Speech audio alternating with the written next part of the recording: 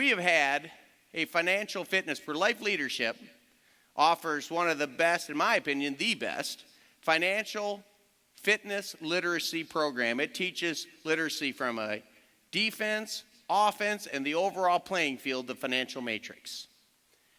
We've had this product for several years. But over the last 6 months, we have tripled the amount of financial fitness packs we are moving on a monthly basis. Over tripled the amount in the last 6 months. What changed? We haven't done any revision to the product. It's the same product it was a year ago. We haven't done any revision to any part of the financial fitness program. And yet, how could all of a sudden we start moving over 3 times as many of them on a monthly basis? You know what happened? 2 things happened 6 months ago. One, I read a book by Jonah Berger called Contagious: Why Things Catch On. Second, I had been doing a lot of studying on the playing field that we talk about in that book, and I coined the term the financial matrix. And let me walk you through how the financial matrix ties into the 6 principles that we just walked through. Here we go. Number 1. The financial matrix builds on social currency. You know why? Because you know something that your friends don't know. If you walked up to your friend today, tell me what you know about the financial matrix. They'd be like, oh, what? What would they know about the financial matrix unless you've already talked to them? You say, I can't believe what I'm discovering about the financial matrix. What? What are you talking about? What's the financial matrix? Well, I'm glad you asked. And you can share about a system of control. You can share. You don't have to have all the answers. In fact, you could just say, well, I just read it in this book. You ought to read the book. Or I just listened to it on this CD. You ought to listen to the CD. But people can start to understand. It's like, so you mean that this debt that I'm struggling with, there was a plan? Do you mean that in 1971, when there was $2.4 trillion of total debt in the United States of America, you go back to 1971, the day that Richard Nixon took America off the gold standard, off the Bretton Woods gold standard for international business, 1971, if you said, what's the total debt? That means state debt, local debt, federal debt, mortgages, consumer debt, everything in America was $2.4 trillion. After nearly 200 years of existence as a country, we'd accumulated $2.4 trillion of debt. 44 years later, last quarter statistics, 44 years later, 200 years to 2.4 trillion, 44 years later, if the financial matrix is real, that means that now that there's no gold standard, they want everybody to get in as much debt as possible because they make money by printing fake dollars, fool's gold, to get people in debt. If that thesis is correct, we should see a significant jump in the amount of debt. What if I were to tell you that 44 years later, that 2.4 trillion total debt in America is now $59.4 trillion? What if I told you that it's 27 times increase in 44 years? Nearly 200 years to get to 2.4 trillion, 44 more to get to 59.4 trillion. Does anybody believe the financial matrix just may be real? That taking the money supply off, when people start hearing that, they're like, whoa, where did you get this? Is that really true? Yeah, what if I were to tell you that America today pays more in servicing that debt? They pay more than 2.4 trillion just to service the debt that was the total debt 44 years ago. Do you understand? Like, if you told me 44 years ago your family had $100,000 of debt, and today you told me that we pay $100,000 in interest just to service our debt, 44 years later, would anybody be concerned? You'd be like, what have you done to our family? Well, the financial matrix, we ought to be asking, what have you done to our country? And the data that I'm reading for the United States, if you compared what's gone on in Canada and really every country in Western civilization, you would find that principle's true. As a consumer, we suffer from debt in 3 ways. First of all, we pay massive amounts of debt to service with mass amount of interest to service the debt we have. That's the first way, but that's not the only way. Do you understand that when our government's in debt, who ultimately pays the debt of our government? The government doesn't make any money. Well, they do actually. But the government has to take our money to pay real money. And so when you see your taxes, anybody notice taxes going up in the last 44 years? Do you know why it's going up? To service the increasing debt our government has. So the consumer ends up paying for its own debt. He pays taxes to cover the consumer's debt. But then businesses are in debt too. All these businesses that have all these millions of dollars of loans out there, who do you think pays those debts? You say, well, the business has to pay for their debts. Oh, really? Well, when the business is paying to service its debt and the business has to pay taxes to the government, do you know how the business gets that money back? It raises prices. And who pays those higher prices? The consumer. So look at the three ways the consumer gets hit by the financial matrix. Pays like crazy to service their own debt, pays like crazy to pay the government's taxes, and pays like crazy higher prices to pay the business's taxes and debt. Three ways the consumer gets hit by the financial matrix. When you take a look at what's going on in our society, where are all the good jobs going? Why is everybody living just paycheck to paycheck and struggling to make it? Because the financial matrix is real. When you understand that story, and you don't have to be able to explain it all because you have a CD that you can hand out, you have a book, but what it is it gives you social currency. You are in the know about something that your friends should know. Social currency. Watch the next one. Triggers. When you start saying, you know what I realized? Every time I went to my mailbox and picked up and I saw more bills and I saw things, every time 77 million families in the United States of America receive a credit collector call. 77 million last year. Not people, households. 77 million households are out there saying, I don't want to pick up that phone because it may be someone that I owe money to that I have not paid that debt. Every time the phone rings, every time I go to my mailbox and I looked and I realized, dang it, I can't afford it. I got more bills coming in and I don't have the money to pay it. You know what you're doing? You're setting a trigger. Because when they go to their mailbox, when they have their phone ring and they're like, you know what? That's happening to me too. And it brings them back to remember, man, it is the financial matrix. It is real. It's real in my life and it's real in us. I mean, how many people know someone that is struggling with debt right now? Somebody's like, I know him really well. It's me. And if it's not you, you know somebody else. Because one of your family members or one of your close friends is struggling with debt, whether they've told you or not. 77 million households, that's a lot of households.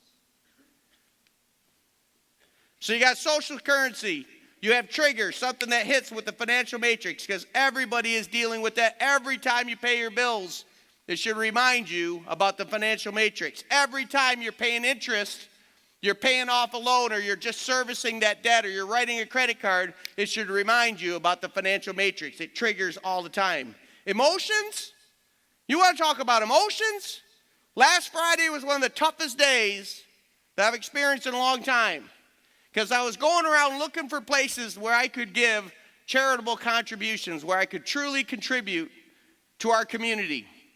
And I was sitting down with a man somewhere mid-30s, maybe about 40 years old, who spent his whole life working with young kids since he was 20, just out of college. And he was telling me that in Martin County and Port St. Lucie, there's an average of 1,500 kids that are separated from their parent, either from drug abuse, physical abuse, jail time, some type of thing. There's 1,500 kids. And then he said this just innocently. He said, but you know what? In 2008, it doubled to over 3,000 kids. I'm like, 2008? Well, what do you think happened, Matt, in 2008? He said, I'm not really sure. It just seems like the economy got so much worse that all of a sudden, more parents were just throwing their kids at us because they couldn't take care of them anymore. You know what hit me? You don't think the financial matrix is wreaking havoc? That when they lose their house and they start looking and say, you know what? What's next to be thrown overboard? Our kids?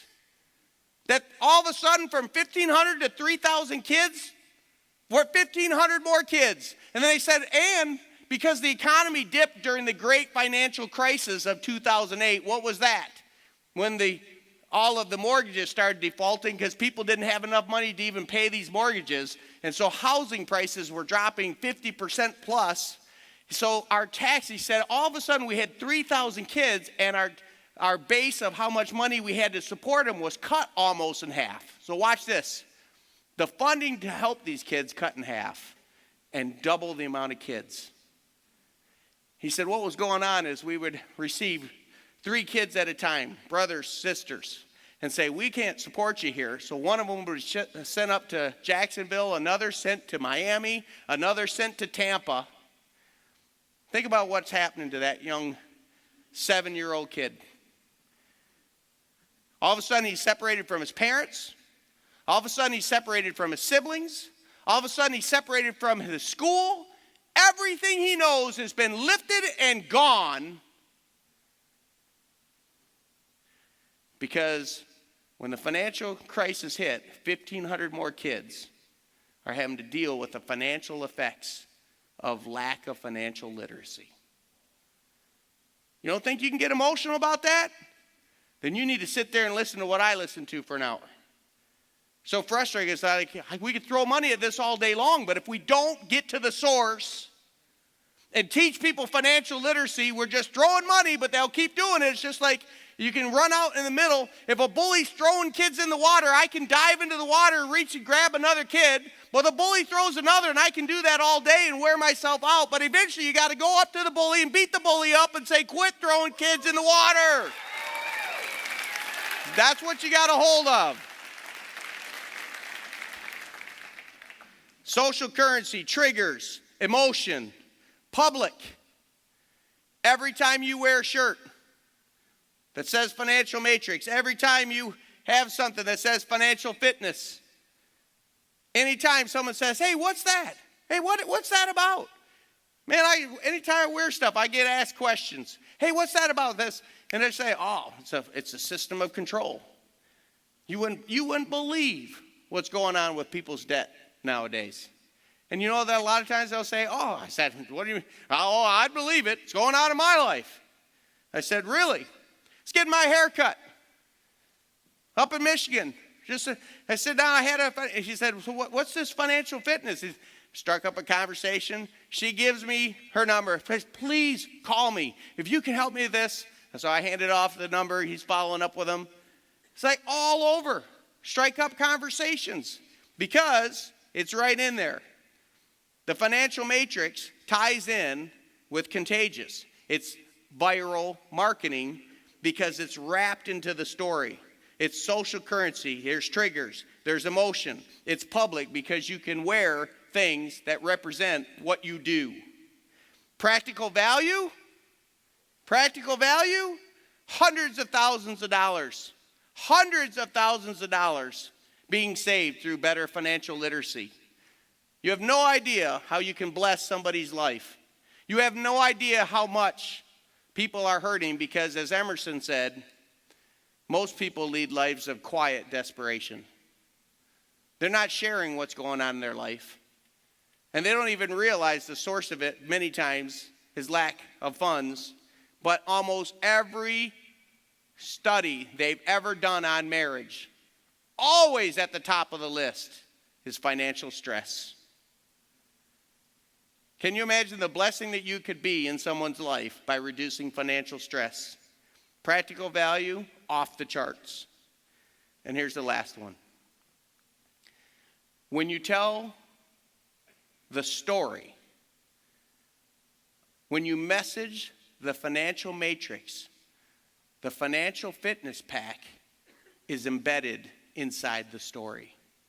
Because you're telling the story of the challenge of a 2.4 trillion to 59.4 trillion, a 27 times increase. But not just telling the bad, you also have the financial fitness program wrapped in to that message. So every time you share the financial matrix and build social currency for yourself, and people are like, wow, you've really studied this. And what you've learned And they start asking questions, and then you can leave the right information. You're also building the answer, the financial fitness program. Debt is killing us. It is by design. And we have a plan for escape.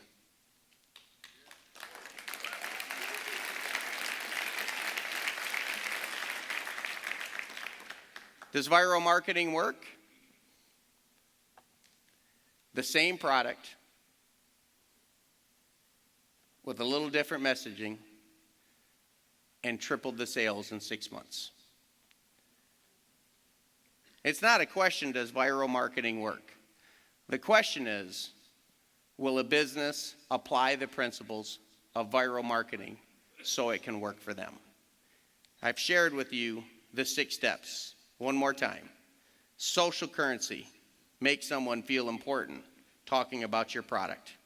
Triggers. Make it something that's constantly in front of them that as they're living their life, it triggers back to your business. Emotion. Have something that pulls on the heart, not just the mind. Public. Have something that is evident and clearly seen. Practical value. As in any product, make sure that your product works to meet the need. And number 6, to really wrap it all together, tie it into a story. Because even if people were going to forget about your product, they'll never forget the story. And if they remember the story, they'll always remember your product. Thank you very much.